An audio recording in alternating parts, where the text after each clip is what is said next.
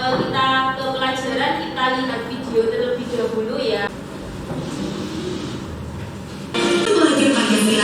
Ini video yang sudah kalian amati anak-anak, kira-kira dari kalian siapa yang mau berpendapat motivasi apa sih yang ada dalam video tersebut?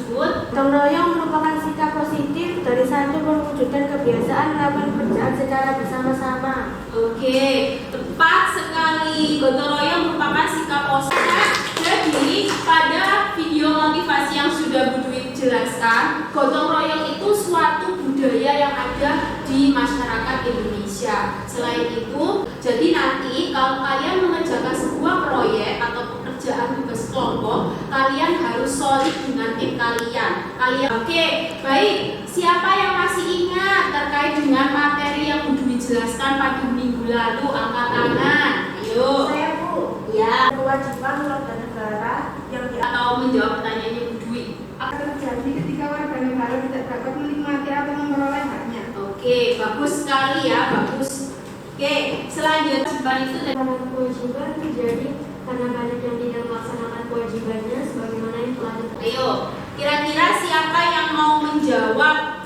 Gambar nomor 1, beberapa pengendara sepeda motor mengabaikan rambu lalu lintas terkait larangan untuk melakukan putar balik, tapi tetap saja tidak peduli, bahkan cenderung mengabaikannya dan diikuti oleh pengendara lainnya. Oke, kan terkait dengan gambar nomor 2, siapa yang mau berpendapat? Ini lulusan Undang-Undang Akademi Indosiar bernama Lesti Kejora. Gambar nomor berapakah yang menunjukkan terkait dengan kasus pelanggaran hak? Gambar kasus 2. Gambar nomor 2 berarti gambarnya Lesti ini ya? Ya. Kenapa kok disebut kasus pelanggaran hak warga negara? Alasannya kenapa? Karena gambar nomor 2 menunjukkan kasus pelanggaran hak. Siapa yang mau berpendapat? Saya. Ya, kenapa kok disebut pengingkaran kewajiban? Alasannya kenapa? Oke, jadi pengingkaran kewajiban itu bisa membawa dampak untuk kita sendiri, bahkan untuk orang lain juga. Nah, seperti itu. Sekarang Bu Dwi tanya ke Nadia Amaliani ya. Nadia Amaliani pernah nggak melakukan tindakan seperti itu? Pernah. Kenapa kok melakukan tindakan pengingkaran kewajiban yang bertentangan dengan UUD MNI yang sudah saya di Google Classroom-nya sudah dibaca ya? Coba kira Pasal 27 ayat 1 UUD Undang-Undang 45 mengenai warga negara Indonesia juga. Nadia Rizka ini gambar nomor 2 merupakan suatu kasus pelanggaran hak dijawab oleh teman-temannya. Kira-kira ada di pasal berapa? Oke, namanya siapa? Naswa Zajidah, silakan Naswa. Gambar nomor 2 yaitu pasal 28 Undang-Undang NRI 1990. Anak, alur tujuan pembelajaran kita tadi ada contoh kasus, kemudian kalian menganalisis pasalnya. Nanti kalian terkait dengan proyeknya menganalisis faktornya apa, kemudian solusinya seperti apa. Itu alur pembelajaran kita pada pagi hari ini. Mengapa sih penting untuk dipelajari materi terkait dengan kasus pelanggaran hak dan pengingkaran? Kemudian kalian bisa menganalisis faktornya apa dan solusi penyelesaiannya dari kasus itu. Dan kalian tidak boleh melakukan pelanggaran hak dan pengingkaran. Untuk pelanggaran yang ketiga adalah haknya. Pasal 2132 sampai dengan 34 ada di UUD. Mau membuat pertanyaan terkait dengan gambar ini, dan siapa yang mau menjawab pertanyaan dari pertanyaan yang sudah disampaikan oleh pertanyaan? Ayo, siapa yang mau membuat pertanyaan? Hanya terkait dengan gambar ini apa Pak? Pada gambar tersebut itu merupakan pelanggaran hak atau pengingkaran kewajiban serta melanggar pasal berapa dalam Undang-Undang Dasar Negara Republik Indonesia 1945. Pak, ayo. Ada Bu, Siapa? Noval. Ya, silakan Noval. termasuk pelanggaran hak karena anak tersebut putus sekolah dan disuruh menjadi pengemis sebagai manusia silver di jalan raya. Oke, jadi pertanyaannya Naswa yang pertama termasuk pelanggaran hak karena tadi apa Novel diulangi? Karena disuruh menjadi pengemis sebagai manusia silver di jalan raya. Karena disuruh menjadi manusia silver di jalan raya. Seharusnya dia apa? Sekolah. Sekolah. Tetapi dia disuruh apa? Menjadi manusia silver. menjadi manusia silver berarti disuruh mencari uang sama orang tuanya. Berarti itu termasuk pelanggaran hak ya Noval. Oke, bagus. Sekarang pertanyaan kedua Noval. Kira-kira pasal berapa Noval? Terdapat di melanggar pasal 31 ayat 1 kemudian RI 1945. Melanggar Niken. Oke, silakan Niken. Pertanyaannya, tolong diperhatikan siapa yang mau jawab angkat tangan. Pada gambar tersebut, di mana kalian sering menjumpai dan kira-kira merupakan pelanggaran hak ataukah pengingkaran kewajiban? Oke, pertanyaan pertama. Berarti ada dua juga. Oke, pertanyaan pertama. Pasal berapa, Rama? Melanggar pasal 27 ayat 1. 27 ayat 1. Oke, bagus sekali. Tepuk tangan. Berarti Rama ini dan Noval sudah membaca sekilas materi yang kudu bisa di classroom. Oke, kalian duduk berkelompok sesuai dengan pembagian pada minggu lalu. Ayo, silakan diputar bangkunya. Nah, kelompok 1 ada di bagian mana? Oke, kelompok 2 ada di bagian mana? Kelompok 3. Oke, baik. Selanjutnya Dwi kemarin. Jadi anak-anak ini terkait dengan jadwal pengerjaan proyeknya, yaitu 5 menit terkait dengan pembuatan proyek, mendesain pembuatan proyek. Kemudian tahap finishingnya 20 menit. Kemudian menyajikan hasil laporannya 10 menit. Ada yang jangan lupa ya anak-anak, petunjuknya dibaca. Petunjuknya kelompok 1 ada kesulitan.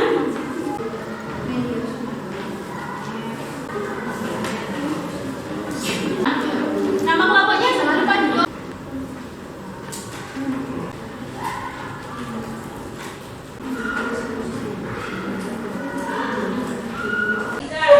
Mulai presentasi. Assalamualaikum warahmatullahi wabarakatuh. Waalaikumsalam warahmatullahi wabarakatuh. Kami dari kelompok 2 ingin mempresentasikan hasil proyek kami, yaitu kasus pelanggaran hak dan pengingkaran kewajiban. Rambu-rambu lalu lintas. Mengapa termasuk pelanggaran hak atau pengingkaran kewajiban dalam pelanggaran lalu lintas? Nomor 4, hak apa yang dilanggar kasus ini? Hak kebebasan untuk memilih, memeluk, dan menjalankan agama atau kepercayaan seseorang. 2. Hak untuk mendapatkan kenyamanan untuk beribadah. 3. Hak seseorang untuk hidup. Setelah menyampaikan kasus-kasus tadi, saya akan membuka sesi tanya jawab.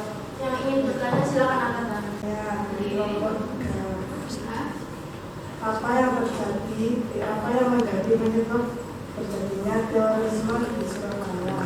Pertanyaan, bagaimana bisa pelaku berhasil meledakkan diri di gereja dan di mana saja letak kejadian membunuh diri tersebut? Sekian, terima kasih. Baik, terima kasih atas pertanyaannya. Pertanyaan yang pertama dari Sobat Islamia akan dijawab oleh Jelakan Tiga. Kan motif dari aksi bom di gereja di daerah Surabaya ini disebabkan karena bahas dendam. Apakah sudah malam atau ada sangkaan lagi? Selanjutnya pertanyaan nomor 2. Karena sudah jelas semua, apakah ada kritik dan saran? Dari kelompok ini presentasi kurang Buka pasirnya. penyampaiannya kurang jelas. Kurang jelas. Kenapa kok kurang jelas? Tulisannya ada yang kecil. Tulisannya kecil-kecil. Oh iya. Untuk pemateri tadi terlalu fokus terhadap materinya sendiri. Terus yang menjelaskan juga kayak kaku gitu, Bu. Oh, kayak kaku, terlalu kaku dan tegang. Oke. Baik, silakan ditanggapi kelompoknya Niken. Baik, terima kasih atas kritik dan sarannya. Di lain kesempatan akan saya perbaiki dari segi penampilan, segi penyampaian. Selanjutnya,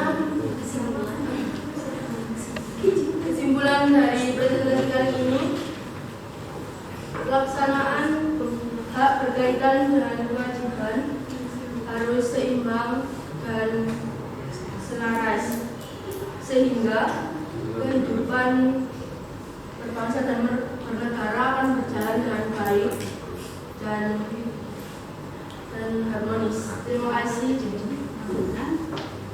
tidak akan terjadi pelanggaran hak dan pelanggaran kewajiban. Sekian dari kelompok 2. Wassalamualaikum warahmatullahi wabarakatuh. Waalaikumsalam warahmatullahi wabarakatuh. Bagaimana perasaan kalian terkait dengan penyelesaian produk with mapping?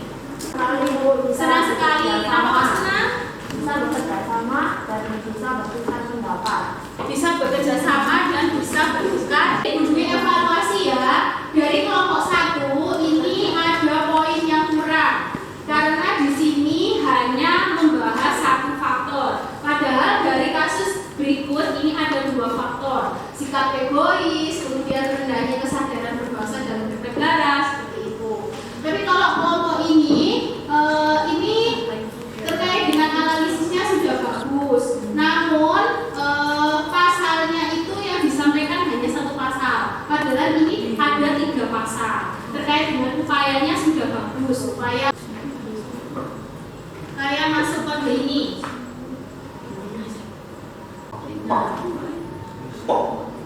Nih ya. Sudah ada 4 orang? Sudah ya, saya mulai ya. Sudah? Sudah? Oke, gak apa-apa. Saya mulai ya. Nanti yang lain menyusul.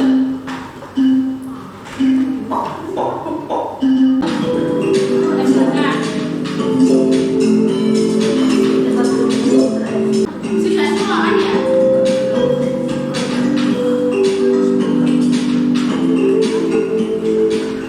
Oke, sudah selesai semua.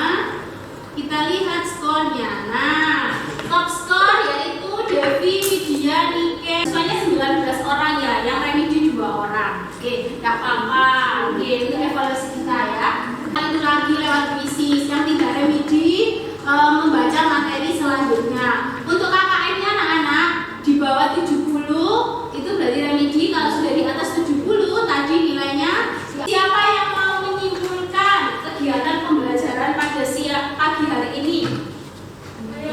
Oke, nama. Terhadap hak dan pengingkaran kewajiban sebagai warga negara biasanya disebabkan oleh faktor-faktor sebagai Kesimpulannya, Hal tersebut sebelum bernegara ini dijamin oleh negara akan berakibat terhadap pelanggaran hak. pagi hari ini kita belajar tentang menganalisis kasus pelanggaran hak dan pengingkaran kewajiban. Jelas anak-anak, kasus-kasus yang sudah dikaji dalam pasal UUD NRI 1945 ada di pasal 27, 28, 30, 31, egois yang ada di diri kita.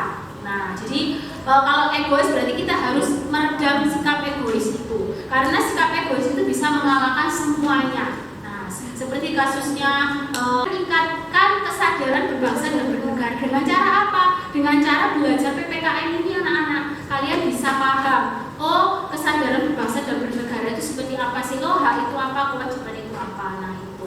Sampai di sini ada pertanyaan? Tidak ada. Materi selanjutnya yaitu praktik kemerdekaan berpendapat warga negara di era keterbukaan. Kalian pelajari itu materinya untuk minggu depan. Ada yang ditanyakan anak-anak sampai di sini? Kalau tidak ada, mari kita ucapkan hamdalah bersama-sama.